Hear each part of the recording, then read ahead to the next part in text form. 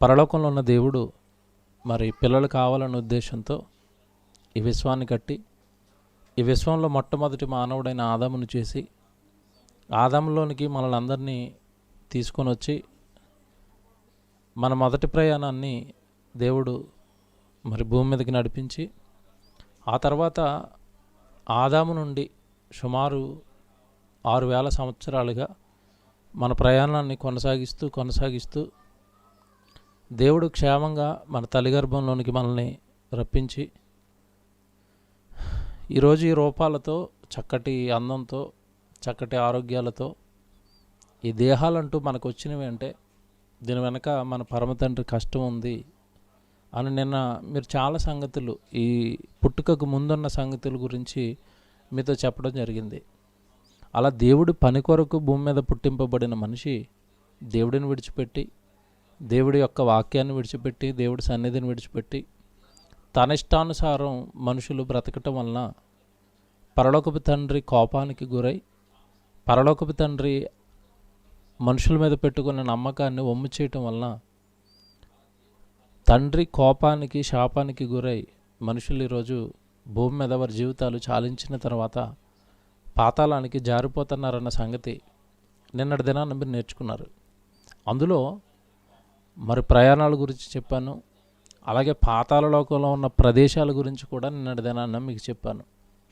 పరదేశం ఉంది, యాతన పొందే స్థలం ఉంది, మధ్యలో మహాగాధం అనేది ఉంది. ఈ సంగతిలో నిన్న మనం నేర్చుకున్నాం. అయితే నేను ముగిస్తూ ఒక సంగతి చెప్పి ముగించాను. క్రీస్తునందున్న ఒక మనుషుడు నేను ఎరుగుదును, అతడు 3వ ఆకాశంలోని కొనుక్కోబడ్డాడు, అతడు పరదేశంలోనికి కొనుక్కోబడ్డాడు అని పౌలు గారు ఇచ్చిన సాక్ష్యం. అంటే నీతిమంతులంతా పరదేశకు కొనుక్కోబడుతున్నారన్న సంగతి నిన్నటి దినాన్ని మనం నేర్చుకున్నాం. ఇకపోతే లోకాసు వార్తలో కూడా మీకు చదివించిన మాట మీ అందరికీ తెలుసు. 16వ అధ్యాయంలో ధనవంతుడు తర్వాత లాజరు. ధనవంతుడి పరిస్థితి ఎంత భయంకరంగా ఉందో, లాజరు పరిస్థితి ఎంత నెమ్మదికరంగా ఉందో అది కూడా నేను దినాన్న మీకు జ్ఞాపకం చేశాను. ఒకసారి మనం వాళ్ళ పరిస్థితి మీరు జ్ఞాపకం చేసుకుంటే, భూమి మీద నిజంగానంటే వాళ్ళ జీవితాలను ఎవరు అడిగేది లేదు. నువ్వు ఇలాగే జీవించాలి, నువ్వు ఇలా జీవించాలి అని భూమి మీద ఉన్నంతకాలం మనుషులకి ఎలాంటి ఆంక్షలు లేవు. ఎవరికి లేవు అంటే దేవుడి వాక్యం లేని వారికి. అలా దేవుడు వాక్యాన్ని పట్టించుకోక దేవుణ్ణి పట్టించుకోక తన కొరకు తాను బ్రతికేశాడు ధనవంతుడు. ధనవంతుడి గురించి అబ్రహాం గారు మాట్లాడుతూ నువ్వు నీ జీవితకాలంలో సుఖాన్ని అనుభవించావు అన్నాడు తప్ప నేరాలు పాపాలు ఘోరాలు చేసావని ఏం చెప్పలేదు ధనవంతుడి గురించి అబ్రహాం గారు. లూకాసు వార్త 16:25లో కుమారుడా, నీ జీవితకాలం మందు నీకు ఇష్టమైనట్టుగా నువ్వు సుఖమును అనుభవించితివి అంటాడు. అంతే, నీకు ఇష్టమైనట్టుగా నువ్వు బ్రతికినందుకు, సుఖాన్ని అనుభవించినందుకు ఇదిగో ఈ పాతాళంలో ఇప్పుడు యాతన పడుతున్నావు, బాధపడుతున్నావు. అదే భూమి మీద లాజరుల పరలోకపు తండ్రి కొరకు కష్టపడి ఉంటే, దేవుని నమ్ముకుని దేవుడి కొరకు శ్రమలు పడి ఉంటే, ఆ చిన్ని జీవితం అనేది శ్రమపడి ఉంటే ఇదిగో ఈ పెద్ద జీవితంలో నీకు విశ్రాంతి దొరికేది. అక్కడ లాజరు కష్టపడ్డాడు, ఇక్కడ నెమ్మది పొందుతున్నాడు. అక్కడ నువ్వు సుఖపడ్డావు, ఇక్కడ యాతన పడుతున్నావు. అంతే. అంటే భూమి మీద ఉన్న మనుషులు దేవుని కొరకు శ్రమ పడితే మరణం తర్వాత విశ్రాంతిలోకి వెళతారు. భూమి మీద సుఖాలు భోగాలు కావాలి, నేను హ్యాపీగా ఉండాలి, ఆనందంగా ఉండాలనుకుంటే మరణం తర్వాత కాలిపోతారు. అది అందరికీ అప్లై అయ్యే యూనివర్సల్ లా, అందరికీ అప్లై అవుతుంది. ఈరోజు నిజంగా మీరు ఆ వాక్యాలు ఇప్పుడు బైబిల్లో చూపిస్తాను. చాలా వాక్యాలు ఈరోజు మీరు వింటారు. దేవుని పిల్లలారా, ఒకసారి మీరు జ్ఞాపకం చేసుకుంటే ఆ ధనవంతుడి పరిస్థితి ఎంత దారుణంగా ఉంది అంటే, పాతాళ లోకంలోనికి వెళ్ళిపోయి యాతన పొందే స్థలానికి వెళ్ళిపోయి బాధపడుతూ నిజంగానండి భూమి మీద ఉన్న తన సహోదరుల గురించి ఆలోచించాడు.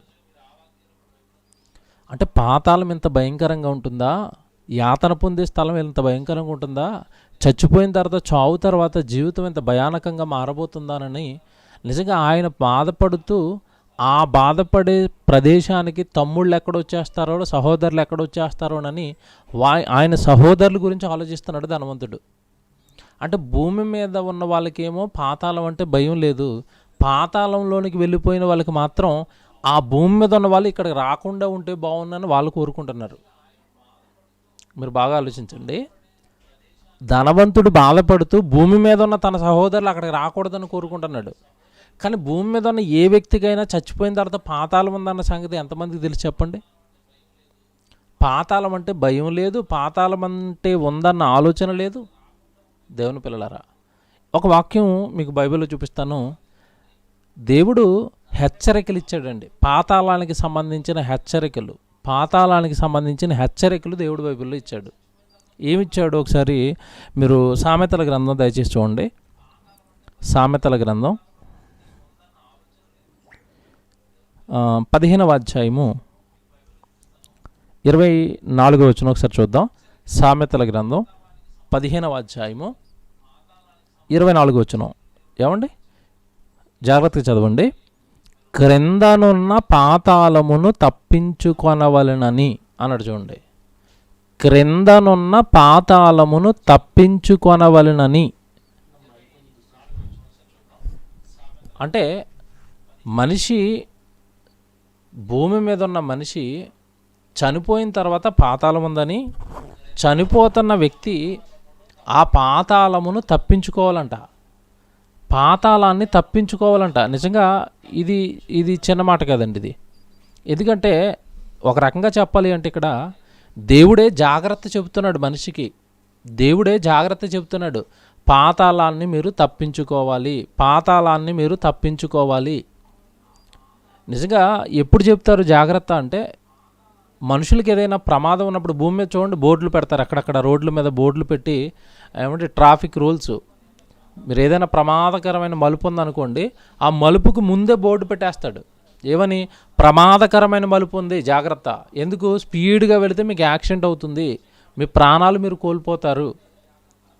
ఏమండి, ఎన్నో రోగాలకు సంబంధించిన జాగ్రత్తలు. ఇప్పుడు కరోనాకి సంబంధించి ఇప్పుడు బాగా మీకు అర్థమవుతుంది. కరోనాకి సంబంధించి బయటికి వెళ్ళారంటే ఖచ్చితంగా మాస్క్ ఉండాలి.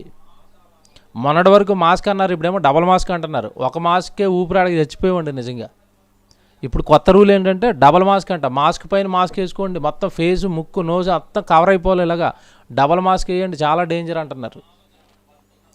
కరోనాకి ఎన్ని జాగ్రత్తలు చెప్తున్నారండి? మాస్క్ వేసుకోండి, తరచుగా చేతులు కడుక్కోండి, ఆవిరి పట్టండి, ఏమైనా తేడాగా ఉంటే డోలో 650 వేసేయండి, నీరసంగా ఉంటే జింకోవిట్ వేసేయండి, ఏమండి లిమ్స్ వేసేయండి, ఏమండి D3 విటమిన్ వేసేయండి వారానికి ఒకసారి. ఏమండి మంచి ఫుడ్ తీసుకోండి, నాన్ వెజ్ తినండి, గుడ్లు తినండి, పాలు తాగండి, ఇమ్యూనిటీని పెంచుకోండి. ఎందుకు ఈ జాగ్రత్తలన్నీ? ఎందుకు చెప్తున్నారు ఈ జాగ్రత్తలన్నీ అంటే, రోగం నుండి తప్పించుకోవాలంటే ఇవన్నీ తినాలి.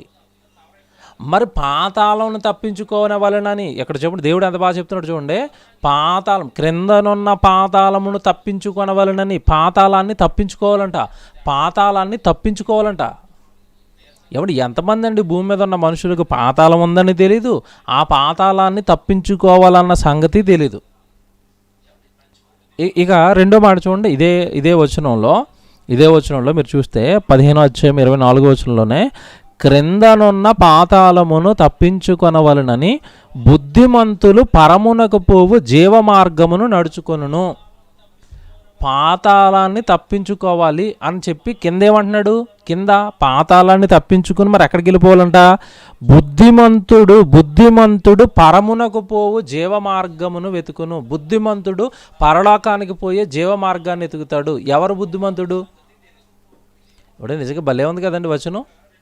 ఈ వచనాన్ని బట్టి దేవుడు ఏం చెప్తున్నాడంటే, భూమి మీద తన బ్రతుకు కాలంలో ఎవరైతే పాతాళాన్ని తప్పించుకోవాలనుకుంటారో వాళ్ళు మాత్రమే బుద్ధిమంతులు. మళ్ళా చెప్తున్నాను, భూమి మీద 60-70 సంవత్సరాల ఈ జీవితకాలాన్ని పాతాళాన్ని తప్పించుకోవడానికి బ్రతికేవాడే బుద్ధిమంతుడు. ఈ లెక్కను బట్టి లోకంలో ఎంతమంది బుద్ధిమంతులు ఉన్నారు? సుమారు 780 కోట్ల మందిలో 99% ప్రజలు బుద్ధిమంతులా? బుద్ధి లేనివారా దేవుడి లెక్కల్లో? ఇప్పుడు మీరు ఆలోచించండి. ఎవరండి చచ్చిపోయిన తర్వాత పాతాళం ఉందని భయపడి చచ్చిపోయిన తర్వాత పాతాళాన్ని తప్పించుకోవడానికి ఎవరు బ్రతుకుతున్నారు? పాతాళాన్ని తప్పించుకోవడానికి ఎవరు ట్రై చేస్తున్నారు? చచ్చిపోతే ఆరని మంటల్లోకి వెళ్ళిపోతానండి, దినదినము నిత్య నరకం అండి, నిత్యము మంటల్లో కాలిపోతానండి, అమ్మో నేను అక్కడికి వెళ్ళకూడదండి, నేను పాపం చేయకూడదండి, నా జీవితాన్ని వృధాగా లోకం కొరకు వాడేయకూడదండి, నా కొరకు నేను వాడేసుకోకూడదండి, దేవుడి కొరకు వాడాలండి, దేవుడి కొరకు ఇవ్వాలండి, దేవుడి కొరకు చెయ్యాలండి, నేను పాతాళాన్ని తప్పించుకోవాలండి. బుద్ధిమంతుడువా? బుద్ధిమంతుడు పరమునకు పోవు జీవమార్గమును వెతుకున్నాడు. చూసారండి, బుద్ధిమంతుడు పరమునకు పోవు జీవమార్గమును నడుచుకొనును. బుద్ధిమంతులా ఈరోజు భూమి మీద ఉన్న మనుషులు? దేవుని పిల్లలారా, ఒక్కసారి ఏమంటే దేవుడి మాటలలో ఉన్న ఆంతర్యం మీరు ఆలోచిస్తే, పైనేమో హెచ్చరిక ఇచ్చాడు, క్రిందనున్న పాతాళమును తప్పించుకోనవలెనని. తప్పించుకోండి. ఎవరు తప్పించుకోవడానికి ప్రయత్నిస్తారో, ఎవరు పాతాళాన్ని తప్పించుకుని పరలోకానికి వెళ్ళిపోవాలనుకుంటారో వాళ్ళు బుద్ధిమంతులు అన్నాడు. భూమి మీద మనుషులు ఎవరిని బుద్ధిమంతులు అంటారు చెప్పండి? అమాయకంగా బుర్రపెట్టి ఏం మాట్లాడకుండా సైలెంట్గా ఉంటున్నాడు అనుకోండి, ఏమండి వాడు బుద్ధిమంతుడు అండి, చాలా మంచోడండి, కుర్రోడు చాలా మంచోడండి. సైలెంట్గా ఉంటే బుద్ధిమంతుడా? ఏం మాట్లాడకపోతే బుద్ధిమంతుడా? ఏ నేరాలు చేయకపోతే బుద్ధిమంతుడా? ఏ నేరం చేయకపోయినా దేవుడి కొరకు బ్రతకకపోవటం నేరమే, దైవచట్టం ఇది. మనుషులు భూమి మీద ఏ నేరం చేయకపోయినా, ఏ పాపం చేయట్లేదండి, ఏమన్నా ఎవరితోనూ గొడవలోకి వెళ్ళినా సైలెంట్గా ఉంటున్నాడు, అయినా నువ్వు పాపివే. ఎందుకో తెలుసా? నువ్వు పుట్టిన నీ జన్మ పరమార్థం దేవుడి కొరకు దేవుడి కొరకు పని చేయడానికి పుట్టావు, దేవుడిని మహిమపరచడానికి పుట్టావు. అవి మానేసి సైలెంట్గా ఉండి నీతిమంతుడు బుద్ధిమంతుడు అంటే ఎలా చెల్లుతుంది? దేవుడి పని కొరకు పుట్టిన నువ్వు దేవుడి పనిలో ఉండాలి, అప్పుడు మాత్రమే నువ్వు బుద్ధిమంతుడివి. దేవుడు బుద్ధిమంతుడు అంటాడు.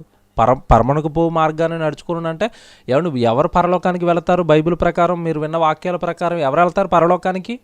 ఎవరైతే రక్షణలోకి వస్తారో, ఎవరైతే యేసుక్రీస్తుల వారిని అంగీకరిస్తారో, యేసుక్రీస్తుల వారిని స్వరక్షకుడిగా అంగీకరించి ఎవరైతే బాప్తిస్మం తీసుకుంటారో, బాప్తిస్మం తీసుకున్న తర్వాత ఎవరైతే వాక్యం నేర్చుకుంటారో, వాక్యం నేర్చుకుని ఎవరైతే ఆ వాక్యం ప్రకారం బ్రతుకుతూ దేవుడి కొరకు, నన్ను చూడండి, నేను మారిపోయాను, ఒకప్పుడు పాత జీవితం కాదు నాది, నేను క్రీస్తుని నమ్మి మారిపోయానని చెప్పి వాళ్ళ జీవితాన్ని ఒక సువార్తగా పెట్టి, వాళ్ళ మాటను ఒక సువార్తగా మలిచి దేవుడి కొరకు బ్రతుకుతూ అనేక మందిని దేవుని వైపు నడిపిస్తూ దేవుడి పనిలో చివరి శ్వాస వరకు వాళ్ళ జీవితాలు గడిచినప్పుడు అప్పుడు వాళ్ళకి కదండి పరలోకం వచ్చేది.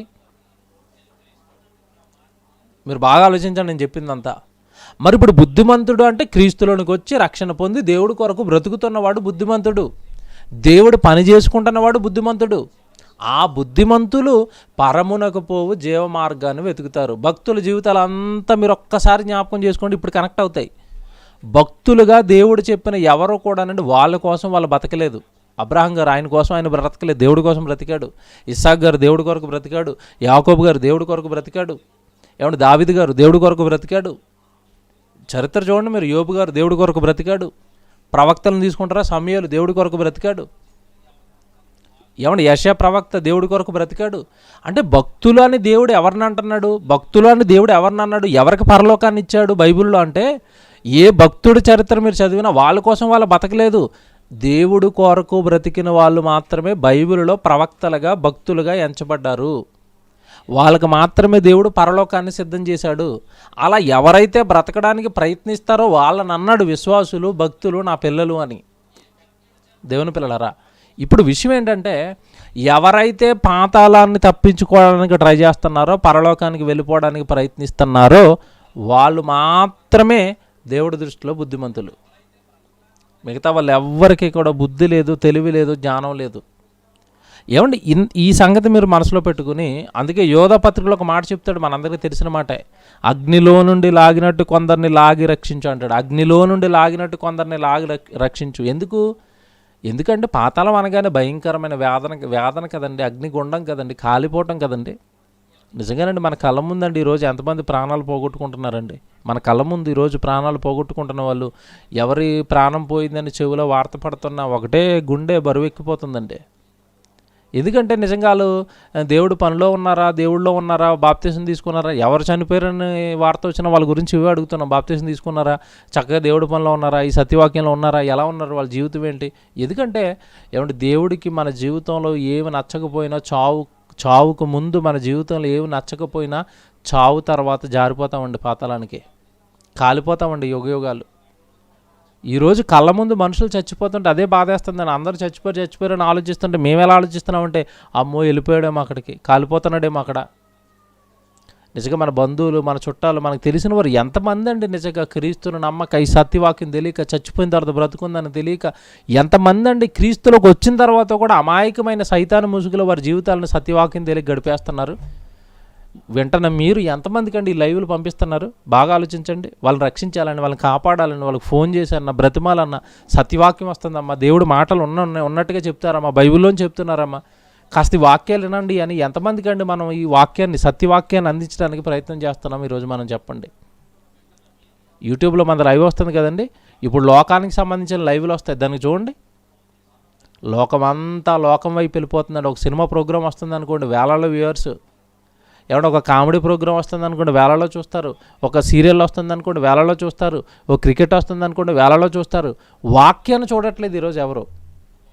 దేవుడు వాక్యాన్ని చూడట్లేదు, వాక్యాన్ని నేర్చుకోవాలని ఆసక్తి లేదు. అలా నానాటికి సమాజాన్ని అండి సాతాను దేవుడి పిల్లల్ని లోకం వైపు లాగేసింది.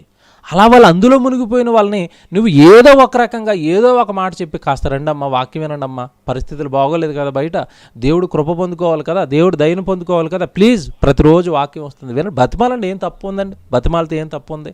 ఎందుకంటేనండి మనం బ్రతిమాలకపోతే, మన వాళ్ళని బ్రతిమాలి దేవుడు మాటలు చెప్పకపోతే ఈ టైంలో నిజంగా చచ్చిపోతారండి, వెళ్ళిపోతారండి. బాధేస్తుంది. చచ్చిపోతే పాతాళానికి వెళ్ళిపోతారు. చచ్చిపోతే పాతాళం పట్టేసుకుంటుందండి. అది పాతాళము పట్టుకోవడానికి సిద్ధంగా ఉంది. పాతాళము పట్టుకోవడానికి సిద్ధంగా ఉంది. చూస్తారా మాట? యోబు గ్రంథం 24వ అధ్యాయం చూడండి, పక్కనే ఉంటుంది. యోబు గ్రంథం 24వ అధ్యాయం అండి. యోబు గ్రంథం 24వ అధ్యాయము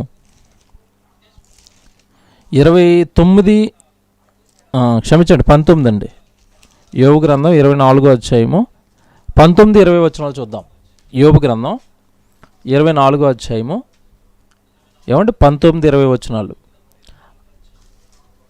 అనావృష్టి చేతను ఉష్ణము చేతను మంచు నీళ్లు ఎగసిపోవునట్లు, ఏమండి ఉదాహరణలు చెప్పాడు పైన. అనావృష్టి చేతను ఉష్ణము చేతను మంచు నీళ్లు ఎగిసిపోవునట్లు పాతాళము పాపము చేసిన వారిని పట్టుకొనును. చూసారా? పాతాళము పాపము చేసిన వారిని పట్టుకొనును. పాతాళము పట్టుకుంటుందంట. పాపం చేసిన వారిని పట్టుకోవడానికి పాతాళం ఉందంట. బా, ఎవరు చెప్పారు ఈ సంగతి? దేవుడు చెప్తున్నాడండి. మనుషులారా, పాపం చేస్తున్న వారులారా, భయం లేని వారులారా, నన్ను ఎవరో పట్టుకోవట్లేదు, నన్ను ఎవరో చూడట్లేదు, నేను ఏ పాపం చేసినా చెల్లిపోతుంది అని భయం లేక, దైవ భయం లేక పాపం చేస్తున్న వారులారా, దేవుడు భయం లేక మీ ఇష్టానుసారంగా లోకంలో బ్రతుకుతున్న వారులారా, మిమ్మల్ని అందరినీ, పాపం చేసిన వారందరినీ పట్టుకోవడానికి పాతాళం ఉంది. నేరం చేస్తే పోలీసు వాళ్ళు పట్టుకుంటారు. అందుకేగా కొద్దిమంది అయినా ఈరోజు నేరాలు చేయకుండా ఆగారు. పోలీస్ స్టేషన్లు ఎత్తేసారు అనుకోండి అన్ని చోట్ల. ఏమంటే మియాపూర్ పోలీస్ స్టేషన్ ఎత్తేసారు, కొకటపల్లి పోలీస్ స్టేషన్ ఎత్తారు. పోలీస్ స్టేషన్ లేవనుకోండి, బంగారం షాపుల్లో బంగారం ఉంచుతారండి ఈరోజు. ఎవడు దొంగతనం చేసినా కేసు లేదు అన్నారనుకోండి, ఉంటుందా? రోడ్డు మీద సామాన్లు ఉంటాయా? రోడ్డు మీద సరుకులు ఉంటాయా? ఇళ్లల్లో ఎవరి మనుషులను బ్రతకనిస్తారా? కోర్టు ఉంది, పోలీస్ స్టేషన్స్ ఉన్నాయి, శిక్షలు ఉన్నాయి. కనుక కాస్త నేరం చేయడానికి మనిషి భయపడుతున్నాడు ఈరోజు. ఎందుకు? నేరం చేస్తే పోలీసులు పట్టుకుంటారు. డబల్ హెల్మెట్ పెట్టుకోకపోతే బండి మీద పోలీసులు పట్టేసుకుంటారు. అందుకే హెల్మెట్లు ఇష్టం లేకపోయినా హెల్మెట్ పెడతారు. ఎందుకు? పోలీసులు పట్టుకుంటారు, ఫైన్ వేస్తారు, బండి సీజ్ చేస్తారు. ఇన్నిటికి భయపడతాడండి మనిషి, ఇన్నిటికి భయపడతాడు. ఏమంటే నిజంగా నాకు ఎంత ఆశ్చర్యం వేసిందంటే, ఈ కరోనా వచ్చిన తర్వాత అండి, మెడికల్ వాళ్ళు మీకు కరోనా వచ్చిందిగా, కరోనా ట్రీట్మెంట్కి 15,000 కట్టండి, 15,000 రూపాయలు కట్టండి, మీకు 5 లక్షల వరకు మీరు దాని నుంచి ఏమంటారు దాన్ని వాడుకోవచ్చు. ఏమంటారు ఇన్సూరెన్స్ డబ్బులు, హెల్త్ ఇన్సూరెన్స్. మాకు 15,000 కట్టండి, జస్ట్ 2 నెలలకి మీకు ఇన్సూరెన్స్ చేస్తాము, మీరు 5 లక్షల వరకు వాడుకోవచ్చు అని. ఏమంటే వేలకు వేలు కట్టేసుకున్నారండి, కట్టించేసుకున్న తర్వాత మీరు చూడండి, కట్టించేసుకున్న తర్వాత ఏమండి ఎందుకు కట్టేస్తున్నారు వీళ్ళు వేలకు వేలు అంటే, అమ్మో కరోనా వచ్చేస్తే హాస్పిటల్కి వెళ్ళిపోతే 3 లక్షలు అవుతుందంట, 4 లక్షలు అవుతుందంట, 5 లక్షలు అవుతుందంట, ఎక్కడ పెడతాం, పోతే 15,000 అని కట్టేస్తున్నారు. కట్టేసిన తర్వాత చూడండి మీరు కట్టిన 2 నెలలు కరోనా లేదు, ఏం లేదండి. మొన్న ఒక ఆయన అంటున్నారు, నా పాలసీ అయిపోయింది, డబ్బులు అయిపోయినాయి, 15,000 కట్టించుకున్నాడు, అయిపోయింది, టైం అయిపోయింది. ఎందుకు ఈ భయాన్ని అంటే, సేఫ్టీ. కట్టుకుంటే మన ఆరోగ్యం బాగుంటుందేమో, కట్టుకుంటే ఏమన్నా మనం చక్కగా వైద్యం చేయించుకోవచ్చేమో ఫ్రీగా. ఆ టైంలో మన దగ్గర డబ్బులు లేకపోతే ఎలాగా? భయపడతానంగా, జాగ్రత్తలు తీసుకుంటున్నాడుగా మనిషి. హెల్మెట్ పెట్టుకుని పోలీసు వాడు చేతిలో పడిపోకుండా జాగ్రత్త తీసుకుంటాడుగా. ఏమంటే మనుషులు ఏమంటే దొంగతనం చేస్తే పోలీసు వాళ్ళు పట్టుకుంటారని దొంగతనాలు చేయకుండా ఏమంటే నేరాలు చేయకుండా ఉంటున్నారుగా. అంటే భయం ఉందిగా, పట్టుకుంటారని భయం ఉందిగా. పోలీసు వాళ్ళు పట్టుకుంటారు, కోర్టులు పట్టుకుంటాయి, ప్రభుత్వం పట్టుకుంటుంది, పట్టుకుంటారు భయం ఉందిగా. పరీక్షలు రాస్తున్నప్పుడు చూడండి, ఒక టీంని వేస్తారు అక్కడ, ఎవరైనా కాపీ చేస్తే పట్టుకోండి అని. ఆ టీం ఉంటేనే కాపీ చేయకుండా ఉంటారు. ఇన్ని భయాలు ఉన్నాయండి మనిషికి. పట్టుకుంటారని భయం ఉంది. కానీ మనుషులకి లేని భయం ఏంటంటే పాపం చేస్తే పాతాళం పట్టుకుంటుందన్న భయం లేదండి.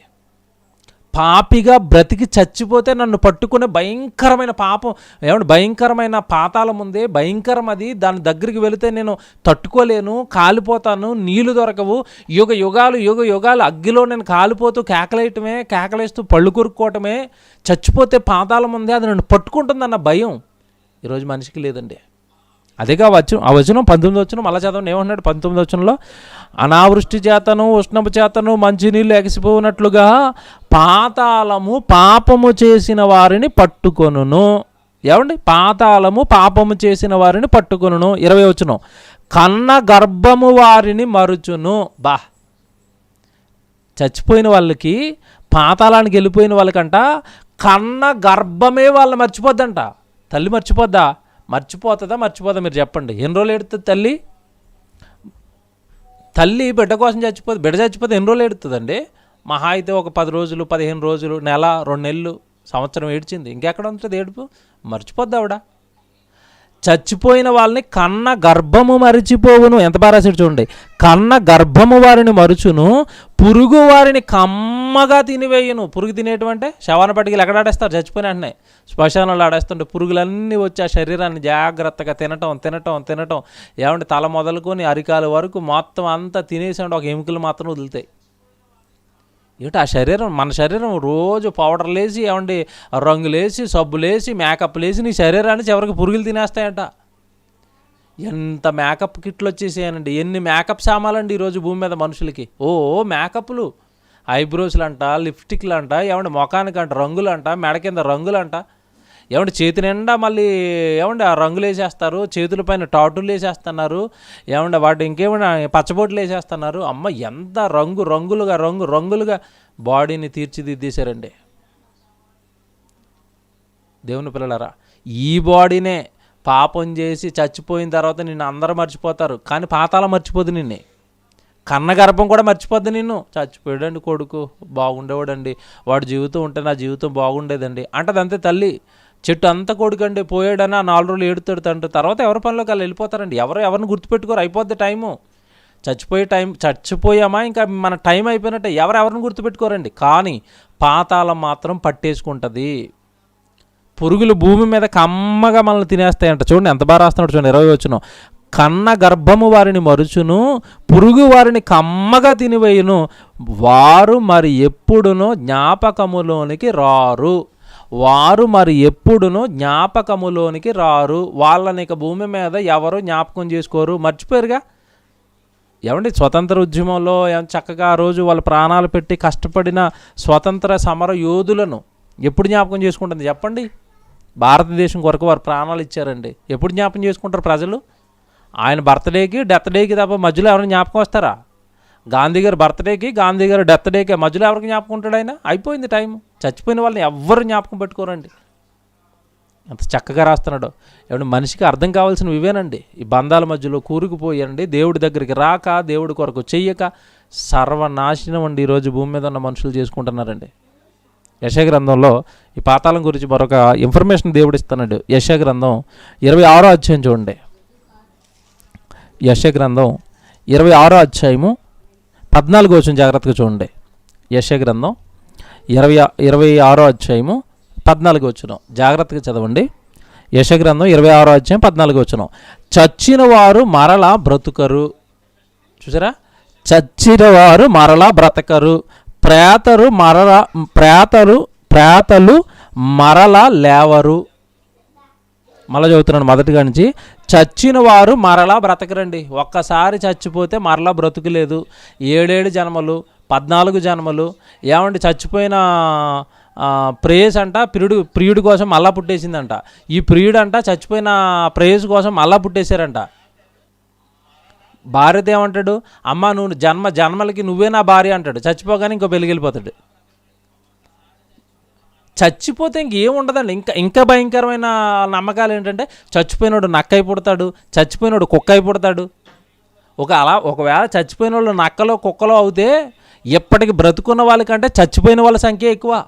వాళ్ళందరూ నక్కలు కుక్కలు అయిపోతే ఈరోజు మనుషుల కంటే జంతువులు ఎక్కువ ఉండాలి. ఏవి జంతువులు అంతరించిపోతున్నాయనే జంతు సంరక్షణ కమిటీలు వచ్చాయి. ఇప్పుడు జంతువులు పక్షులు అంతరించిపోతున్నాయని వాటిని కాపాడుకోండి అంటున్నారు. ఇంకెక్కడ నక్కలండి, ఇంకెక్కడ కుక్కలండి, ఎక్కడున్నారండి ఇంచక అమాయకత్వంగా. ఒక్కసారి చచ్చిపోయావా ఇక మరలా బ్రతుకులేదు నీకు. ఒకటే జన్మ, ఒకటే చావు, చచ్చిపోయావా అయిపోయింది నీ పని. ఎంత బాగా చెప్తున్నాడు చూడండి దేవుడి జ్ఞానానికి మనిషి రావాలండి. దైవ జ్ఞానంలోనికి రావాలి మనిషి. ఎంత బాగా చెప్తున్నాడు చూడండి.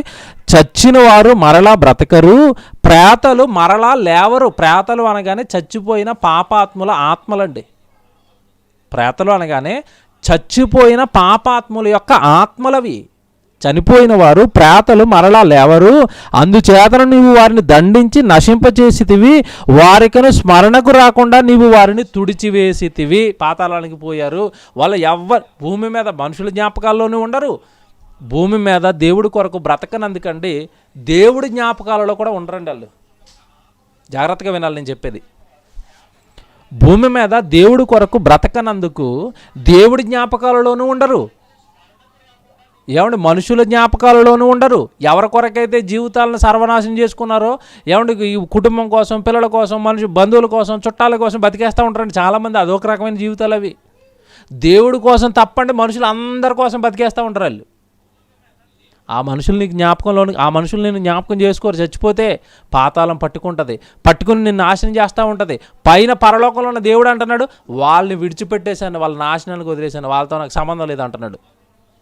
అటు దేవుడు విడిచిపెట్టి, ఇటు మనుషులు విడిచిపెట్టి, నీ ఒంటరి ప్రయాణంలో నువ్వు పాతాళంలో తరతరాలు యుగాలు దేవుడి కొరకు భూమి మీద ఈ చిన్ని జీవితాన్ని ఇవ్వనందుకు కాలిపోతావు, మాడిపోతావు. అక్కడ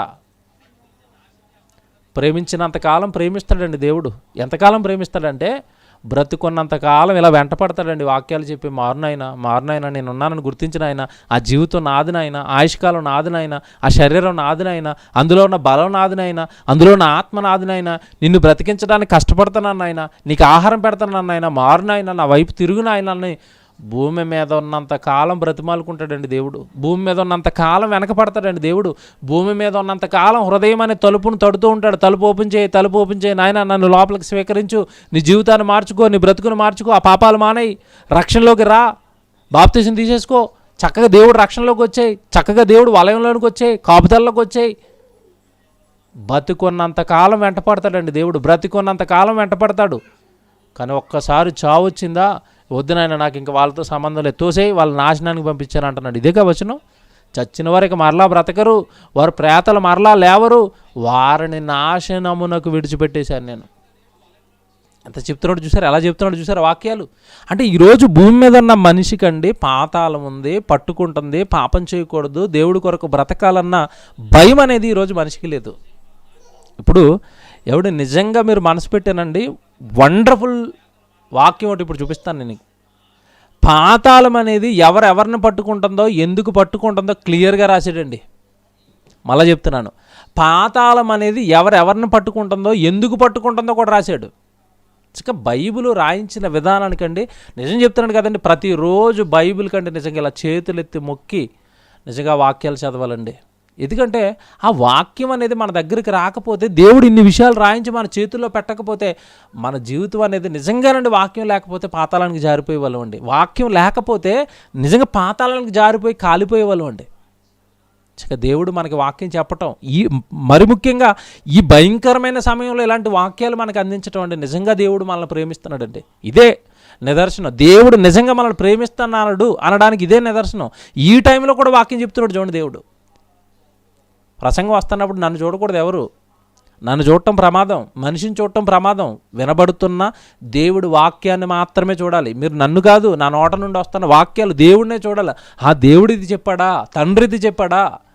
నన్నో నా ముఖాన్నో నా జీవితాన్ని చూస్తే మీకు వాక్యాలు ఎక్కువ, నన్నో నా ముఖాన్నో నా జీవితాన్ని ఊహించుకుంటూ మీరు వాక్యం వింటే నేనేవనండి, మనిషినండి.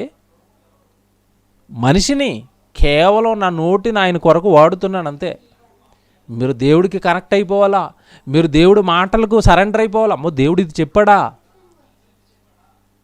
మంచి మాట చూడండి, ఇది యెషయా గ్రంథంలో ఉన్నారుగా.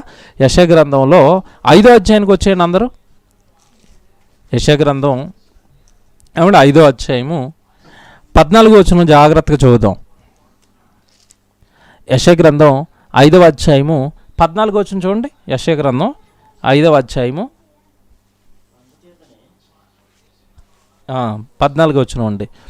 అందుచేతనే పాతాళము గొప్ప ఆశ పెట్టుకుని అపరిమితముగా తన నోరు తెరచుచున్నది. చూసారండి, పాతాళం అంట.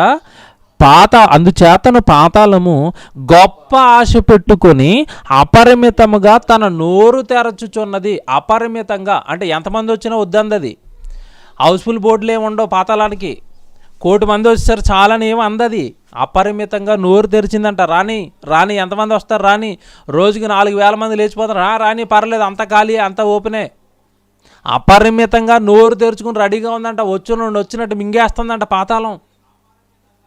ఎవడు ఇప్పుడేనండి కళ్ళ ముందు ఉన్నాడు. ఇందాకనండి ఫోన్ చేశాడు. ఇందాక ఒక న్యూస్ పంపించారండి ఒక ఆయన. ఆ న్యూస్ వార్త ఏంటంటే, ఈ మధ్యకాలంలో ఒక జర్నలిస్ట్ చచ్చిపోయాడంట. ఆయన పేరు టీ అన్నారంట. జర్నలిస్టు, తర్వాత ఇంటర్వ్యూలు చేసేవాడంట సినిమాలు అన్నీ. అతను మాట్లాడిన లాస్ట్ ఫోన్ కాల్ రికార్డింగ్ అయిందంట. ఆ లింక్ పంపించారండి. అది వింటుంటే అతను చనిపోవడానికి కొన్ని రోజుల ముందండి, ఆ కరోనా వచ్చి చనిపోయాడు. కొన్ని రోజుల ముందు ఫోన్ కాల్ మాట్లాడుతున్నాడు. ఆ ఫోన్ కాల్లో ఏమంటున్నాడు అంటే, ఎవరితో ఇంటర్వ్యూ చేయడానికి ఆయన మాట్లాడుకున్నట్టు ఉన్నాడు. ఆయనతో అంటున్నాడు, ఏమండి నాకు కొంచెం జ్వరంగా ఉందండి, నాకు కొంచెం ఫీవర్గా ఉందండి, నేను మీతో ఇంటర్వ్యూ చేస్తానని చెప్పాను కదా, అది ఇప్పుడులో వద్దులేండి, కాస్తానండి, బాగున్న తర్వాత ఇంటర్వ్యూ పెట్టుకుందాం అంటున్నాడు. నిజంగా ఆ మాట వింటున్నప్పుడు అంటే ఆయనకి ఆశ ఉంది, నాకు ఏదో వచ్చింది, మొత్తం మీద జ్వరం ఉంది, తగ్గిపోద్ది, నేను తర్వాత మరలా ఇంటర్వ్యూలు చేసుకుంటాను, చక్కగా కుటుంబంతో ఉంటానని అనుకున్నాడు. చనిపోతాడని అతను తెలియదు కదండి. కరోనా వచ్చింది. ఆ కరోనాలో సివియర్ అయిపోయింది, హాస్పిటల్కి వెళ్ళాడు, చనిపోయాడండి. కళ్ళ ముందు మాట్లాడుతున్న వ్యక్తి చనిపోయాడండి. నిజంగా ఈ సమాజాన్ని మనం చూస్తున్నామండి ఈరోజు. కళ్ళ ముందు మాట్లాడుతున్న వాళ్ళు కనుమరుగైపోతున్నారు. కళ్ళ ముందు ఫోన్లో మాట్లాడిన వాళ్ళు వార్తలు వింటుంటే చనిపోయాడని నిజంగా గుండె బరువెక్కిపోతుందండి. భయంకరమైన పరిస్థితులు అండి ఈరోజు. అపరిమితంగా నోరు తెరుచుకుందంట. అదేమి మరి నేను నిండిపోయాను, ఇంకెవరిని పంపించొద్దని ఏమో అందంట పాతాళం. ఎంతమంది వచ్చినా మింగేస్తుంది. ఎప్పటి నుంచి మింగుతుంది? సృష్టి పుట్టినది మొదలుకొని పాపం చేసిన వాళ్ళందరినీ మింగుతూనే ఉంది. అసలు నేను నిజంగా ఆశ్చర్యపోయానండి. మనుషులు ఉండడానికి దేవుడు ఈ లోకాన్ని కట్టాడండి, భూలోకం కట్టిన తర్వాత చూడండి, ఒక తరం వెళ్ళిపోయిన తర్వాత ఇంకో తరం. అంటే మొత్తం మీద ఒక తరం ఖాళీ అవుతుంది, ఒక తరం వస్తుంది, కానీ పాతాళం అలా కాదు. తరతరాలు ఒకే చోట మింగేస్తుందండి. ఒక రకంగా చెప్పాలంటే భూలోకం అంటే చాలా పెద్ద లోకం అది, అంతేగా. ఇప్పుడు మన నాన్నగారు వాళ్ళు ఉన్నారండి, వాళ్ళ తరం అయిపోయిన తర్వాత మన తరం ఉంటుందండి. వాళ్ళు ఖాళీ అయిపోతున్నారు, మనం ఉంటున్నాం. మనం ఖాళీ అయిపోయేలోపు మన పిల్లలు వస్తున్నారు, వాళ్ళు ఖాళీ అయిపోయి వాళ్ళ పిల్లలు వస్తున్నారు. అలా తరతరాలు భూమి మీద ఖాళీ అయిపోతున్నారు. కానీ పాతాళం అలా కదండి. సృష్టి పుట్టినది మొదలుకొని ఇప్పటి వరకు చనిపోయిన వాళ్ళు అందరినీ మింగేస్తుంది అది. అపరిమితముగా అన్నాడు. అందుకే అక్కడ అపరిమితంగా తన నోరు తెరుచుకుని ఉన్నది. ఇంతకీ ఎవరిని మింగుతుంది? ఇప్పుడు చెప్తాడు చూడండి విషయం. ఎవరిని మింగుతుంది? అందుచేత పాతాళం గొప్ప ఆశ పెట్టుకుని అపరిమితంగా తన నోరు తెరచుచున్నది. వారిలో బాగా వినాలి ఈ విషయం, ఇదే అసలు విషయం. ఆ పాతాళానికి జారిపోయే వారిలో, ఆ పాతాళం మింగేస్తున్న వారిలో ఎవరెవరు ఉన్నారో చెప్తున్నాడు. ఎవరెవరున్నారంట? వారిలో గనులను, సామాన్యులను, ఘోష చేయువారును, హర్షించువారును పడిపోవుదురు. పాతాళంలో ఎవరెవరు పడతారో లిస్ట్ ఇచ్చాడు. జాగ్రత్తగా వినాలి, ఇదే. పాతాళంలో ఎవరెవరు పడిపోతారో లిస్ట్ ఇచ్చాడండి దేవుడు. ఎవరెవరు పడిపోతారంట? First cadre ఎవరిదంట? అందులో పడిపోయేవారు గనులు అన్నాడు. ఎవరు గనులు అంటే? ఇంతకీ గనులు ఎవరు? వీరినే ఎందుకు మింగేస్తుంది పాతాళం? ఎవరు గనులు అంటే మీకు అర్థమైందో లేదో. గనులు అంటే లోకంలో గొప్పవారు. లోకంలో గొప్పవాళ్ళు. సినిమా రంగంలో నేను గొప్పవాడిని, సూపర్ స్టార్, మెగా స్టార్ అంటున్నాడా? నేను శాస్త్రంలో గొప్పవాడిని అంటున్నాడా, లేదంటే నేను రాజకీయ రంగంలో గొప్పవాడిని గనుడిని అంటున్నాడు, నేను ఎంపీ, నేను ప్రధానమంత్రి, నేను అసలు లోకంలో ఘనమైన వ్యక్తులు ఉన్నారు కదండి, గనులు కదండి లోకానికి వాళ్ళు, స్టార్స్ కదండి ఈరోజు లోకానికి వాళ్ళు, లోకానికి వాళ్ళే కదండి ఇన్స్పిరేషను, లోకానికి వాళ్ళే కదండి గొప్పవాళ్ళు. వ్యాపార రంగంలో పలానా వ్యక్తి గొప్పవాడు, రాజకీయ రంగంలో పలానా వ్యక్తి గొప్పవాడు, సినిమా రంగంలో పలానా వ్యక్తి గొప్పవాడు, కళామతాలకి తన జీవితాన్ని అంకితం వేయించాడు. ఇలాంటి మాటలు మనం లోకంలో వింటున్నాం కదండి. లోకంలో గనులా, లోకంలో గొప్పవారా, వీళ్ళని ఎందుకు మింగేస్తుంది అంటేనండి, నిజంగానండి ఈరోజు వీళ్ళు ఏమైపోయారంటే లోకానికి దేవుళ్ళు అయిపోయారు వీళ్ళు. ఈ సమాజంలో గొప్ప వాళ్ళు అయిన వాళ్ళందరూ ఏమైపోయారంటే లోకానికి వాళ్ళే దేవుళ్ళు, లోకం వాళ్ళని చూసే ఏమండి వాళ్ళ వెనకెళ్ళిపోద్ది. ఎందుకు వాళ్ళు లోకానికి గొప్పవారు అయ్యారు అంటే లోకంలో మంచి పేరు తెచ్చుకొని బాగా ధనం సంపాదించారు కనుక మేము వాళ్ళ వెనకాల వెళ్ళిపోతే మేము కూడా ధనాన్ని సంపాదించవచ్చు, వాళ్ళ వెనకాల వెళ్ళిపోతే మేము కూడా లోకంలో గొప్పవారం అయిపోవచ్చు. అంటే దేవుడు కొరకు బ్రతకాల్సిన ప్రజలను ఏమండి వాళ్ళ మాయతో వాళ్ళ వైపు లాక్కుంటున్నారు. అంతేగా, దేవుడు కొరకు పుట్టిన మనుషులందరూ, దేవుడు కొరకు బ్రతకాల్సిన మనుషులందరూ లోకం కొరకు బ్రతకడానికి ఏమంటే వీళ్ళు లాగుతున్నారు లోకం వైపాలని. నాకు పలానా వ్యక్తి ఇన్స్పిరేషన్ అండి, నేను అలా పలానా వ్యక్తి డ్యాన్స్ బాగా వేస్తాడండి, నాకు అతనే ఇన్స్పిరేషన్ అండి, నేను డ్యాన్స్లోకి వెళ్ళిపోతానండి, నేను డ్యాన్స్ చేసుకుంటూ బతికేస్తానండి, డ్యాన్స్కి నా జీవితం అంకితం చేసేస్తానండి. పలానా వ్యక్తి పాటలు పాడడానికి నాకు ఇన్స్పిరేషన్ అండి, పాటలు పాడడానికి వెళ్ళిపోతానండి, నా జీవితం అంతా పాటలు పాడడానికి అంకితం చేసేస్తానండి. మరి దేవుడి కోసం ఏమిస్తావు? ఏమి ఇవ్వనండి. దేవుడి కోసం బ్రతకవా? నాకు వద్దండి, దేవుడు వద్దండి, నాకు లోకం కోసం బతికేస్తానండి, నాకు పేరు కావాలండి, నాకు డబ్బు కావాలండి, నా హోదా కావాలండి, నేను సెటిల్ అయిపోవాలండి, నా భవిష్యత్తు భూమి మీద బాగుండాలండి, నాకు కోటాను రూపాయలు ఉండాలండి, నాకు ఒక ఇల్లు ఉండాలండి, నాకు ఒక కారు ఉండాలండి, నాకు ఒక బంగ్లా ఉండాలండి, నాకు ఒక ఫామ్ హౌస్ ఉండాలండి. గనులు బా, ఈ గనులందరినీ ఏం చేస్తుందంట పాతాళం మింగేస్తుంది. విచిత్రం ఏంటంటే భూమి మీద ఉన్న ఈ గనులు ఎవరికి కూడా చచ్చిపోయిన తర్వాత పాతాళం నన్ను పట్టుకుంటుందన్న సంగతి తెలియదండి. ఎంత గొప్పలు చెప్పుకుంటారండి వాళ్ళు, ఎంత గొప్పలు చెప్పుకుంటారు వాళ్ళ గురించి వాళ్ళు. కానీ విచిత్రం ఏంటంటే క్రైస్తవుడికి అంతా తెలుస్తుందండి. అందుకే దేవుడు క్రైస్తవుడిని పరిపూర్ణ జ్ఞానిగా భూమి మీద నిలబెట్టాడు విషయాలని చెప్పి. పాతాళం గనులను మింగేస్తుంది. తర్వాత నెక్స్ట్ కేటగిరీలో ఎవరున్నారు? మొదట గనులు, తర్వాత ఎవరు? సామాన్యులు అన్నాడు చూసారా, మనమే. మరి సామాన్యులను కూడా ఎందుకు మింగేస్తుంది పాతాళం?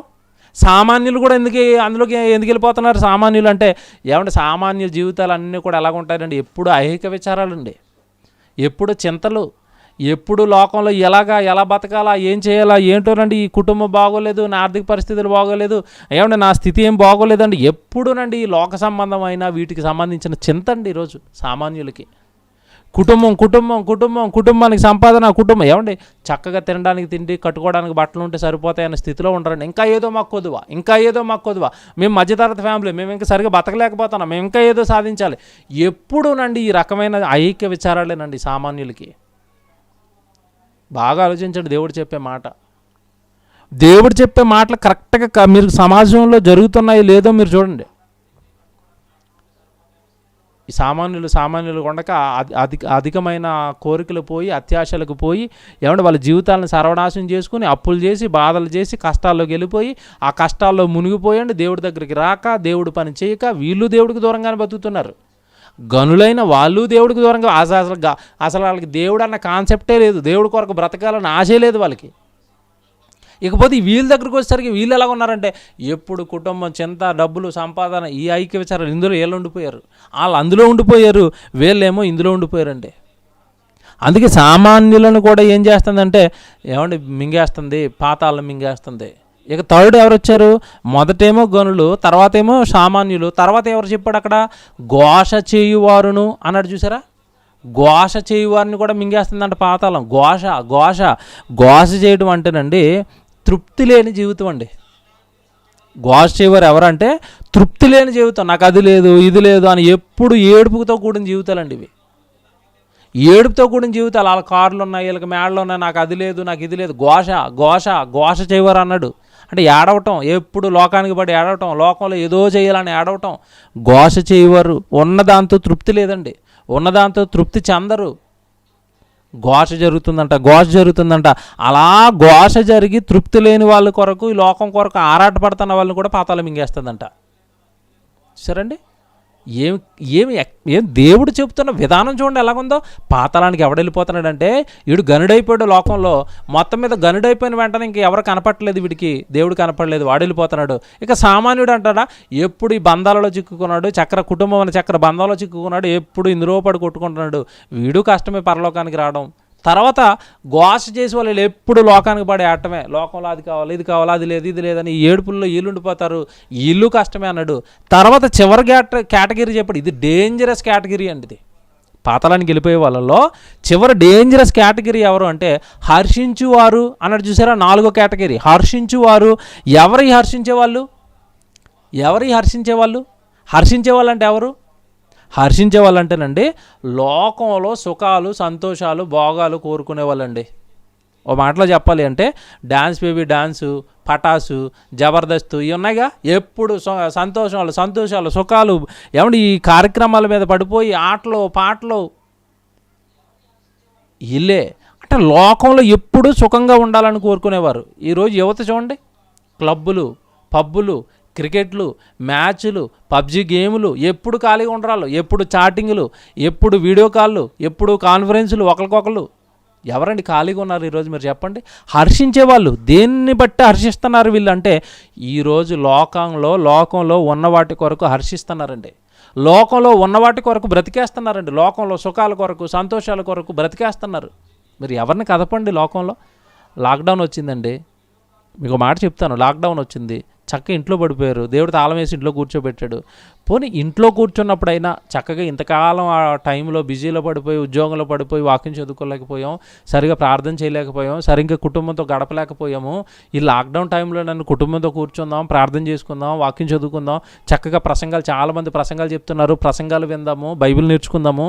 ఈ కాస్త 10 రోజులు లాక్డౌన్ వేసారుగా, ఈ 10 రోజుల్లో నేను మత్తయి సువార్త చదివేలా, ఈ 10 రోజుల్లో కొత్త నిబంధన చదివేలా, లేదా కనీసం ఒక పుస్తకమైనా చదవాలి, ఒక గ్రంథం పాత నిబంధనలు ఒక పుస్తకం కొత్త నిబంధనలు ఒక పుస్తకం అయినా చదివేయాలి, కొన్ని ప్రసంగాలు వినేయాలి, ఏదైనా నోట్సులు రాసుకోవాలి, దేవుడికి దగ్గరగా ఈ లాక్డౌన్ టైంలోనైనా దేవుడికి దగ్గరగా నా జీవితాన్ని గడపాలి. ఎవరుంటారు? 10 రోజులు అమ్మయ్య ఎంతకాలానికి దొరికిందో టీవీ రిమోట్ ఆన్ చేయడమే పొద్దున్నే సాయంత్రం వరకు. ఏంటి జీవితాలు ఏంటండి? కొట్టి ఇంట్లో కూర్చోబెట్టిన మనిషి మారకపోతే ఇంకేం చేయాలి చెప్పండి? దేవుడు నడ్డి మీద దెబ్బలేసి ఇంట్లో కూర్చోబెట్టిన మనిషి మారకపోతే, ఒకప్పుడు బిజీగా ఉన్నప్పుడు బిజీ అంటావు, ఇప్పుడు ఇంట్లో కూర్చోబెట్టినా లోకం అంటావు, ఏమంటే పండగలు అంటావు, డ్యాన్సులు అంటావు, ఏమంటే ప్రోగ్రామ్స్ అంటున్నావు. ఇంకేం చేయాలి నిన్ను? హర్షించేవారు, లోకాన్ని బట్టి హర్షించేవారు, లోకాన్ని బట్టి సంతోషించేవారు. దేవుని పిల్లలారా, సామాన్యులు వెళ్ళిపోతున్నారు, ఏమంటే గనులు వెళ్ళిపోతున్నారు, ఘోష చేయవారు వెళ్ళిపోతున్నారు, చివరిగా ఈ హర్షించే వాళ్ళు వెళ్ళిపోతున్నారు. పాతాళం వీళ్ళందరినీ పట్టుకుంటుందంట. వీళ్ళందరినీ పాతాళం పట్టుకుంటుంది. విచిత్రం ఏంటంటే నిజంగా వీళ్ళు ఎవరికి కూడా పాతాళం అంటే భయం లేదండి. నిజంగా పాతాళం పట్టుకుంటుంది, నేను ఆ లోకానికి వెళ్ళిపోతాను, నేను కాలిపోతానన్న భయం మనుషులకి లేదు. కానీ నిజంగా ఈ భయం బైబిల్లో దెయ్యానికి ఉందండి. మనిషికేమో దెయ్యం అంటే భయం, దెయ్యానికేమో పాతాళం అంటే భయం. మీకు తెలిసిన వాక్యమే, యేసుక్రీస్తుల వారు ఏమంటే శానా అనే దెయ్యాలను పట్టినప్పుడు ఆయన అద్భుతం ఏమంటే దానిని విడిపించడానికి వెళ్ళినప్పుడు ఏమంటే ఆ దెయ్యాలు కోరుకుంటున్న కోరిక, నాయన మమ్మల్ని ఆ పాతాళానికి మాత్రం పంపించొద్దు, ఒకవేళ నీ సెలవు అయితే మేము పందుల గుంపులోకి వెళ్ళిపోతాం, కానీ ఆ పాతాళానికి మమ్మల్ని పంపించొద్దు అని వేడుకునే దెయ్యాలు. ఎందుకు? అమ్మో ఆ పాతాళం భయంకరం అని వాటికి ఎలా తెలిసింది? పరలోకంలో యుద్ధం చేసినప్పుడు పట్టుకెళ్ళ మూలన వేసాడు పాతాళంలో ఒక మూలకి. సాతానును దాని దూతలను కూడా పాతాళంలో వేసాడు దేవుడు ఒకప్పుడు. అంటే పాతాళం యొక్క బాధ రుచి చూచాయి. లోకాసు వార్త 8వ అధ్యాయము 30-31 వచనాల్లో నేను చెప్తున్న సంగతి ఉంటుంది. లోకాసు వార్త 8వ అధ్యాయము 30-31 వచనం చదువుతున్నాను చూడండి. యేసు నీ పేరేమని వారిని అడగగా చాలా దెయ్యములు వాళ్ళలో చొచ్చి ఉండెను గనుక వాడు తన పేరు శానా అని చెప్పి పాతాళమునకు పోవుటకు తనకు ఆజ్ఞాపించవద్దని ఆయనను వేడుకొనెను. చూసారా, పాతాళానికి పంపించొద్దని వేడుకుంటుంది, మొక్కుతుంది పాతాళానికి పంపించొద్దని. మనిషి మొక్కుతాడా? గుడికొచ్చి ఎప్పుడైనా ప్రభా నా పాపాలు క్షమించు ప్రభా, దయచేసి నన్ను పాతాళంలో వెయ్యొద్దు ప్రభా, నన్ను పరలోకానికి స్వీకరించు ప్రభా, నా పాపాలు మానేస్తాను ప్రభా, నీకోసం బ్రతుకుతాను ప్రభా. ఎవరంటే ప్రార్థనలు చేస్తారు? ఈ ప్రార్థనలో లోక సంబంధమైన అడుగుతున్నారు తప్ప పాతాళాన్ని తప్పించమని ఎవరు వేడుకుంటారు? కానీ యేసుక్రీస్తుల వారిని దెయ్యం వేడుకుంటుంది. ఆ పాతాళానికి పంపించొద్దు మహాప్రభువా. మనిషి కంటే బలమైనవి దేవదూతలు. ఆ బలమైన దేవదూతలే పాతాళాన్ని తట్టుకోలేక మొక్కుతున్నాయి దేవుడిని, యేసుప్రభుని మొక్కుతున్నాయి. అక్కడ పంపించొద్దు మమ్మల్ని, ఆ పాతాళానికి మమ్మల్ని పంపించొద్దు, మేము తట్టుకోలేము, ఆ బాధను మేము తట్టుకోలేము. ఎందుకంటే రుచి చూసేయండి అవి. మీకు ఇక్కడ విషయం ఏంటంటే, అవే పాతాళాన్ని రుచి చూసి భూమి మీదకి వచ్చాయి. కానీ విచిత్రం ఏంటంటే, మనం అలాగేనండి మరి నాకు కూడా నేను పాతాళం వచ్చే మరి రుచి చూసి నేను కూడా తెలుసుకుంటానంటే, మనకి వన్ వే అక్కడికి వెళ్ళటం తప్ప తిరిగి రావటం ఉండదు. మళ్ళీ ఆటలుగైనా అవకాశం ఇచ్చాడు భూమి మీద కొద్ది కాలం, యేసుక్రీస్తుల వారు ఉన్న కాలంలో మళ్ళీ భూమి మీదకి. కానీ మనం ఒకసారి వెళ్ళిపోతే ఏమండి ఓన్లీ జైలే, బెయిల్ ఏమి లేదు. ఇంకా అక్కడ పడిపోవటం, వెళ్ళి నో బెయిల్, ఇంకా విడుదల ఏమి ఉండవు. అక్కడికి వెళ్తే వన్ వే వెళ్ళిపోవటమే, ఇంకా రావటం ఏమి ఉండదండి పాతాళానికి. ఎంత ప్రమాదంలో మనిషి జీవితం ఉందో ఈరోజు మీకు అర్థమైంది. అర్థమైందండి. దేవుని పిల్లలారా, భయపడుతున్నారా పాతాళానికి? చచ్చిపోతే నా పరిస్థితి ఏంటని ఎవరి జీవితాన్ని అయినా బ్రతుకు ముందును పెట్టుకుని నేను ఏమైనా బాగున్నానా, నా జీవితం ఏమైనా బాగుందా, నా నోరు బాగుందా, నా చూపు బాగుందా, నా పనులు బాగుంటున్నాయా, నేను దేవుడికి దగ్గరగానే ఉన్నానా, దేవుడికి నా జీవితం నచ్చుతుందా, చచ్చిపోతే నన్ను స్వీకరిస్తాడా, లేదంటే ఆ నిత్యాగ్ని దండనకు నన్ను గెంటేస్తాడానని ఎవరండి భయపడుతున్నారు? భయం ఎవరికి ఉంది? పాతాళం అంటే భయం ఎవరికి ఉంది మీరు చెప్పండి? దెయ్యాలు భయపడుతున్నాయి. పాతాళానికి పోయిన వాడికి తిరిగి రాడు. ఒకసారి వెళ్ళిపోయామా కూరుకుపోవటమే, ఒకసారి వెళ్ళిపోయామా కాలిపోవటమే. ధనవంతుడండి, క్రీస్తుకు పూర్వం 1500 సంవత్సరాల క్రితం ఏమంటే మోషే గారి కాలంలో జారిపోయి ఇప్పుడు క్రీస్తు శకం 2000 సుమారు 3500 సంవత్సరాలుగా కాలుతూనే కేకలు వేస్తూనే పళ్ళు కొరుకుతూనే ఉన్నాడు. ఏమంటే నిత్య జీవం అన్నాడు, నిత్య నరకం అన్నాడండి. పాతాళానికి ఒకసారి వెళ్ళిపోతే నిత్యము కాలిపోవటమే. దేవుడు ఎంత కఠినమైన నిర్ణయాలు మారని మనిషి కోసం తీసుకుంటున్నాడండి. నిజానికి ఆ పాతాళం కట్టింది దేవదూతల కోసం. దేవదూతలు పాపం చేసినప్పుడు కట్టాడు వాటి గురించి. ఆ దేవదూతలు పాపం చేసిన దేవదూతలే దెయ్యాలుగా మారిపోయి దాని లక్షణాలు నీకంటించి అది వెళ్ళిపోయే పాతాళానికి నిన్ను తీసుకెళ్ళిపోతుంది. దేవుని కుమారుడు నిన్ను పాపం చేసిన వాళ్ళందరూ పాతాళానికి వెళ్ళిపోవాలి. అది పాపం చేసింది పాతాళానికి వెళ్ళిపోయింది. నీతో పాపం చేయించి నిన్ను పాతాళానికి తీసుకెళ్ళిపోతుంది. నిన్ను దేవుడి కొరకు బ్రతకనివ్వటం లేదు. నిన్ను దేవుడు వాక్యం చదువుకోనివ్వదు. నేను దేవుడు ప్రార్థన చేయనివ్వదు. నీకు దేవుడికి ఇవ్వనివ్వదు. దేవుడికి నేను ఏమి చేసుకోని ఒక వ్యక్తిగా నిన్ను నిలబెట్టి దేవుడికి నిన్ను దూరం చేసి అది వెళ్ళే పాతాళానికి నిన్ను కూడా తీసుకుని వెళ్ళిపోతుంది. అయ్యా పాతాళం భయంకరం పాతాళం. యోబు గ్రంథం 2 వచనాలు చూపించి ముగించేస్తాను, టైం అయిపోయింది కదా. యోబు గ్రంథం 7వ అధ్యాయం 9వ వచనం చూడండి. యోబు గ్రంథం 7వ అధ్యాయం 9వ వచనం అండి. యోబు గ్రంథం 7వ అధ్యాయము 9వ వచనం మీరు చూడండి. మేఘము విడిపోయి అదృశ్యమగునట్లు పాతాళమునకు దిగిపోయిన వాడు మరి ఎప్పుడునూ రాడు. చూసారా, వన్ వే. ఒకసారి దిగిపోయాడా మరి ఎప్పుడునూ రాడు. ఇంక బెయిల్ ఏం దొరకదు. ఈ జైలుకైనా బెయిల్ దొరుకుతుందేమో కానీ పాతాళానికి వెళ్ళిపోతే నో బెయిల్. దిగిపోయినవాడు, పాతాళానికి దిగిపోయినవాడు మరి ఎప్పుడునూ రాడు.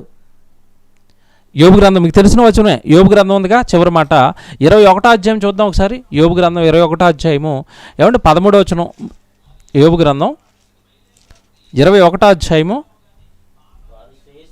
వారు శ్రేయస్సు కలిగి తమ దినములు గడుపుదురు, ఒక్క క్షణములోనే పాతాళమునకు దిగిపోదురు. ఇది మీకు తెలిసిన వచనమే కదా. వీళ్ళు ఎందుకు దిగిపోతున్నారో పాతాళము మీరు పైన చదువుతుంటే వెళ్ళిపోతే ఎవరి గురించి చెప్తున్నాడు అంటే 7వ వచనం చూడండి. భక్తిహీనులు యాల బ్రతుకుదురు. 7వ వచనం పైన 21వ అధ్యాయంలోనే పైన 7వ వచనం. భక్తిహీనులు యాల బ్రతుకుదురు. వాళ్ళకి బ్రతికి ఎక్కడ ఉంటుంది? బ్రతకరాలిక చచ్చిపోతారు, దిగిపోతారు. ఏమంటే 11వ వచనం చూడండి కింద. 11వ వచనం. వారు తమ పిల్లలను మందలుగా బయటికి పంపుదురు. వారు తమ పిల్లలను మందలుగా బయటికి పంపించేస్తున్నారు. వారి పిల్లలు నటనము చేయుదురు. నటనము డ్యాన్సులు వేస్తున్నారు, యాక్టింగ్లు చేస్తున్నారు. ఏమంటే దేవుడి కొరకు పెంచాల్సిన పిల్లల్ని యాక్టింగ్లకి, డ్యాన్సులకి, లోకం కొరకు పెంచుతున్నారు. మందలుగా లోకానికి పంపుతున్నారు పిల్లల్ని. నటనము నేర్పిస్తున్నారు. తర్వాత తంబురా స్వరమండలములు పట్టుకుని వాయించుదురు. సానిక నాదము విని సంతోషించుదురు. చూసారా, సంతోషాలు భూమి మీద, సంతోషాలు, సుఖాలు, భోగాలు, పార్టీలు. ఏమండి ఇలా బ్రతికేసంట. ఇలా బ్రతికి పిల్లల్ని లోకానికి ఇచ్చి వీళ్ళ లోకంలో బ్రతికి, పిల్లల్ని లోకం కొరకు పెంచి వీళ్ళ లోకంలో బ్రతికి ఒక్క క్షణం ఇలా సంతోషాలు సంతోషాలు, ఈరోజు పార్టీ, రేపు పార్టీ, ఎల్లుండి పండగ, అవతలెల్లుండి పండగ, రోజులన్నీ పండగలు, సంతోషాలు, సుఖాలని ఒక్క క్షణం. గంటలు, నెలలు, సంవత్సరాలు, వారాలు లోకంలో సంతోషం కొరకు వాడిన మనిషి ఒక్క క్షణం అంటే 1 సెకండ్, ఎంత కన్ను మూసి తెరిచేలోపు, మూసి తెరిచేలోపు పాతాళంలో ఉంటున్నాడు. చుట్టూ అగ్గి ఉంటుంది, చుట్టూ కేకలు, చుట్టూ అంతకు ముందు వెళ్ళిపోయిన ప్రేతల కేకలండి, భయంకరం అండి. పాతాళం అండి, భయంకరం అండి. భూమి మీద ఉండగా మనుషులు చుట్టూ ఉన్నారు, ఎంజాయ్ ఎంజాయ్ లెట్ ఎంజాయ్ అన్నారు వాళ్ళు. అక్కడికి వెళ్ళిన తర్వాత ఒక్క క్షణంలో పాతాళానికి వెళ్ళిపోయిన తర్వాత కాలిపోతున్నారు. పక్కన ఇటు చూస్తే ఏడుపు, అటు చూస్తే ఏడుపు, అటు చూస్తే ఏడుపు, వెనక తిరిగి చూస్తే ఏడుపు, అంతా ఏడుపే, అంతా అగ్గినే, అంతా బాధే. పాతాళం అండి, పాతాళం అండి. దేవుడు ఎంత క్లియర్గా అర్థమయ్యేటట్టుగా మనిషి యొక్క మట్టి మెదడుకు అర్థమయ్యేటట్టుగా వాక్యాలు రాయించిన, చచ్చిపోయిన తర్వాత ఈ పాతాళానికి ఎవ్వరు భయపడలేదండి. మారండి, దేవుడిని నమ్మరండి, బ్రతకరండి దేవుడి కోసం. లోకం లోకం లోకం లోకం, చచ్చిపోయి ఒక క్షణంలో పాతాళం. ఇంతకు మించి ఏది మనిషిని రక్షిస్తుంది చెప్పండి ఈరోజు? ఆ పాతాళం నుండి తప్పించకుండా నేను ఏది రక్షిస్తుంది? నీ అధికారం రక్షిస్తుందా? నీ డబ్బు రక్షిస్తుందా? నీ బంధువులు నీతో పాటు వచ్చి మావాడే తీసే పైకి అంటారా? పాతాళం నుంచి ఎవడొస్తాడు నీతో పాటు? ఎవరిని నమ్ముతున్నావు భూమి మీద? దేవుడిని నమ్మవా? దేవుడు పనిచేయవా? కఠినపరచబడిపోయిన ఆ హృదయాలను దేవుడి వైపు మళ్లించవా?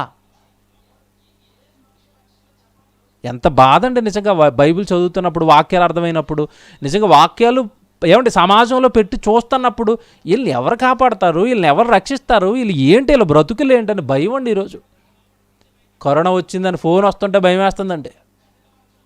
భయం రోగం కోసం కాదు, ఒకవేళ మరణం వస్తే ఇతని పరిస్థితి ఏంటి? రోగం కోసం కాదండి భయపడతాడు. రోగం ఏంటండి? అసలు దేవుడు వాక్యం అర్థమైన తర్వాత భూమి మీద ఏ భయం ఉండదండి. పౌలు గారు అంటున్నాడు, నా మట్టుకైతే బ్రతుకుట క్రీస్తే, చావైతే లాభం, ready, I'm ready to die. చచ్చిపోతే నాకు లాభం, పరదేశికి వెళ్ళిపోతాను, రెస్ట్కి వెళ్ళిపోతాను, అబ్రాహం రోమికి వెళ్ళిపోతాను, విశ్రాంతిలోకి వెళ్ళిపోతాను. భూమి మీద ఉన్నంతకాలం సువార్త చేయాలి. కష్టాలు ఇవి, శ్రమలు ఇవి, నాకేం భయం? కానీ ఆ ధైర్యం ఈరోజు భూమి మీద ఎంతమందికి ఉంది? చచ్చిపోతే పరిస్థితి ఏంటి? చచ్చిపోతే పాతాళానికి వెళ్ళిపోతే కాలిపోవటమే కదండి, తిరిగి రాలేం కదండి, రక్షించేవారు లేరు కదండి. అక్కడ యేసుప్రభు రక్తం రాదండి, అక్కడికి ఎవరు ప్రసంగికులు రారండి, అక్కడికి మీకు ప్రార్థన చేయడానికి ఏ సేవకుడు రాడండి, ఎవ్వరు ఉండరండి మీ చుట్టుపక్కల. కాలిపోవటమేనండి. ఆ పక్కోడు బాధ, ఈ పక్కోడు బాధ, బాధ బాధ బాధ, పాతాళం అంతా బాధ. ఎన్ని ప్రసంగాలు చేసినా మనుషులకి ఎక్కటం లేదండి, ఎన్ని ప్రసంగాలు చేసినా దేవుడికి భయపడటం లేదండి. కష్టపడి కష్టపడి కష్టపడి కన్న తండ్రి భూమి మీద ఉన్న 60-70 సంవత్సరాలు కష్టపడి చెప్పి, వాక్యం చెప్పి, మారండి, దేవుడి దగ్గరికి రండి, రక్షణ పొందండి, బాప్తిసాలు తీసుకోండి, ఆ పాపాలు మానేయండి, దేవుడి కొరకు బ్రతకటం ప్రారంభించండి అని ప్రసంగాలు చేసి చేసి చేసి ఇక మారకపోతే విసిగిపోయండి, విడిచిపెడతాడు. పోరా, బ్రతుకు కాలం అంతా నీ వెనకపడ్డాను మారమని. మారవు, నువ్వు మారినట్టే మారతావు, మళ్ళీ వెళ్ళిపోతావు, దొరికినట్టే దొరుకుతావు, మళ్ళీ జారిపోతావు చేతుల్లోంచి. చాలామంది చూడండి, కష్టాలు వచ్చినప్పుడు ప్రభా ప్రభా ప్రభా ప్రభా ప్రభా, ఇంకా దేవుడి దగ్గరే, దేవుడికి జీవితం అంకితం అంటారు. ఆ కష్టంలోంచి బయటకు రాగానే ఎవరు వస్తామండి, ఇప్పుడు కొంచెం బిజీగా ఉన్నామండి. బాగా బిజీ చేస్తాడు, ఈ మాట గుర్తుపెట్టుకోండి, బాగా బిజీ చేస్తాడు. భూమి మీద బిజీ బిజీ అన్నవా, నిన్ను బాగా బిజీ చేస్తాడు. ఎక్కడ? పాతాళంలో కొరుక్కోవటం ఏడవటం, ఇంక రెండో పని ఏముంది? బాగా బిజీ అక్కడ. వద్దండి. దేవుడు ఇన్ని మాటలు చెప్పినా మారమంటే, దేవుడి దగ్గరికి రామంటే, దేవుడి కొరకు బ్రతకమంటే ఇక మనల్ని కాపాడే శక్తి ఏమీ భూమి మీద లేదండి. పాతాళం అనేది చిన్న మాట అనుకున్నారు. నిజంగా ఈ సినిమా వాళ్ళంటే నిజంగా అనకూడదు కానీ చాలా కోపం అండి సినిమా వాళ్ళంటే. పాతాళాన్ని కూడా చాలా చిన్నదిగా, అంటే నరకాన్ని కూడా చాలా చిన్నదిగా చేసి కామెడీ చేశారు. దాన్ని కూడా చచ్చిపోతున్నాడంట, ఆ నరకానికి వెళ్ళిపోయాడంట, నరకాన్ని పరిపాలిస్తున్న వ్యక్తికే ఇతను వ్యతిరేకించాడు. సీనియర్ రామారావు గారు చూపించారుగా జనానికి. చచ్చిపోయాడంట, అక్కడ మొత్తం మీద నరకాన్ని వేసే చోట స్ట్రైకులు చేశాడంట. మళ్ళీ ఈయన వచ్చినాడు, మళ్ళీ భూమి మీదకి నాటకమా, ఆటలా? నరకం అంటే దెయ్యాలు గజ గజ గజ గజ గజ గజ గజ గజ వణికిపోతున్నాయి యేసుప్రభు ముందు. బాబోయ్ నమస్కారం ఆ పాతాళానికి. దెయ్యాలే వణికిపోతుంటే నువ్వెక్కడ, నీ శక్తి ఎక్కడ, నీ బలం ఎక్కడ? వద్దండి, భయం అండి. నిజంగా వాక్యాన్ని గుండెల్లోకి తీసుకుంటే భయం అండి. పాతాళానికి జారిపోతే మన పరిస్థితి ఏంటి దేవుని పిల్లలారా? కాబట్టి వద్దండి, ఎవ్వరము అక్కడికి జారిపోవాలని దేవుడు కోరుకోవట్లేదండి. ప్రేమతో వస్తున్నాడండి మన దగ్గరికి, ప్రేమతో వస్తున్నాడు. నాయన ప్రమాదం ఉందరా, నీకు చచ్చిపోతే ప్రమాదం ఉందరా, మారరా, నేను చెప్పిన వాక్యాల ప్రకారం నీ జీవితాన్ని మలుచుకో భూమి మీద, లేకపోతే ప్రమాదం ఉందని దేవుడు తలుపు తడుతున్నాడండి, మారమని. విడిచిపెట్టేవాడు కాదండి, అంత కఠినుడు మాత్రం కాదండి. చచ్చిపోయేంత వరకు అవకాశాలు ఇస్తాడు దేవుడు, చచ్చిపోయేంత వరకు అవకాశం ఇస్తున్నాడు. ఈరోజు రాలిపోతున్నారు, మనం రాలిపోతే ఆలోచించండి. కాబట్టి దేవుడి కోసం బ్రతుకుతామండి, దేవుడు పనే పెట్టుకుందామండి. లోకం వద్దండి, లోకం కొరకు బ్రతుకొద్దండి. చాలు, బ్రతికింది అంత బ్రతికేసాం. పరిస్థితులు అండి ఏ రోజు ఎలా మారిపోతానో తెలియదండి. అర్థమైందని అనుకుంటున్నాను. పాతాళం పాపం చేసిన వారిని, సామాన్యులను, గనులను, ఘోష చేయవారిని, ఎవండి తర్వాత హర్షించేవారిని ఎవరిని విడిచిపెట్టలేదండి. పాతాళం పట్టుకోవడానికి రెడీగా ఉంది. జాగ్రత్తగా ఉండండి. దేవుడిని ప్రార్థిస్తూ దేవుడు ఇష్టమైన జీవితాలు మలుచుకోవడానికి ప్రయత్నించండి.